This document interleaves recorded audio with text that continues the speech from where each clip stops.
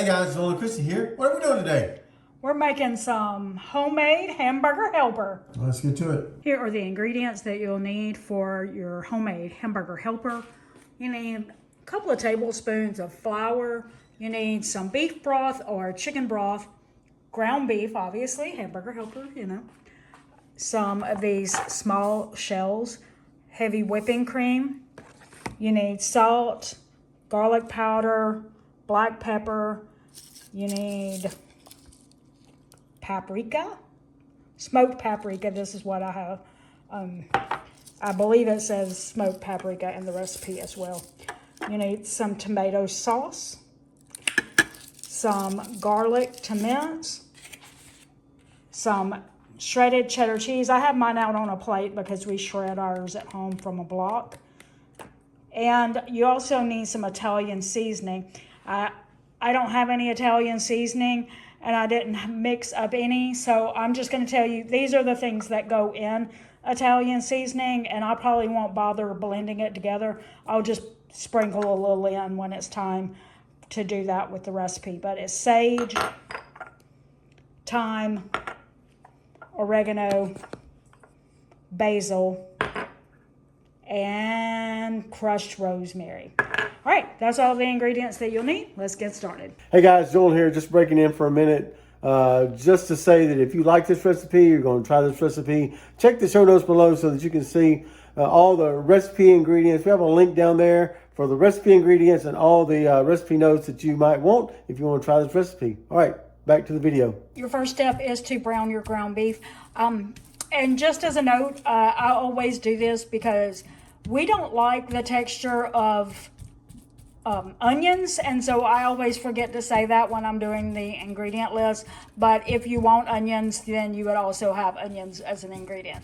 After he does that, he's going to drain the ground beef, and then we'll go to the next step. Okay, so your next step is to cook the onions, and you do that for about 5 minutes until they're translucent. Obviously, since as I mentioned, we don't use onions, we're skipping ahead to the next step, which was to add the garlic to it, and let that go for about 30 seconds, not long at all. You don't want to burn the garlic. Next step is to add, I think it's about 2 tablespoons of flour, and then stir that around for about 1 minute. Your next step is to slowly add in your either beef broth or chicken broth, whatever you're using. You add it in slowly, especially at first.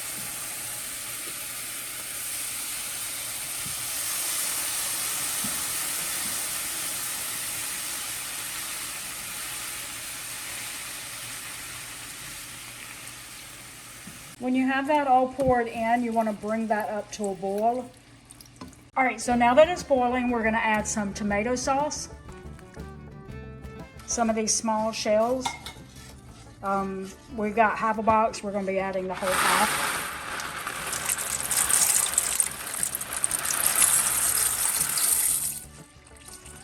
So when we're going to start adding in some of our seasonings. Okay, so he's adding in the smoked paprika and the garlic powder. Now, full disclosure, it did call for seasoned salt, not just regular salt.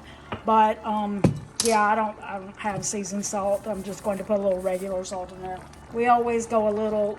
This is one of the ways you can control the salt in your food, is not feeling like you have to put as much as the recipe says to. And then these other ones, which will be the Italian seasoning, we're just winging.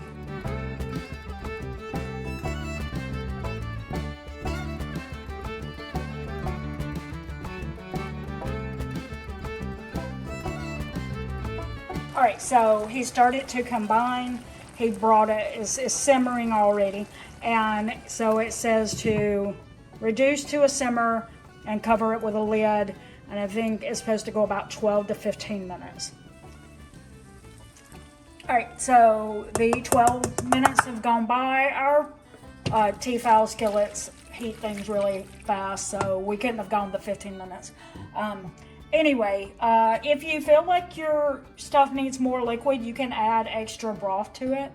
But anyway, the next step is to add heavy whipping cream and the cheddar cheese. And then you're going to stir that around until it's melted.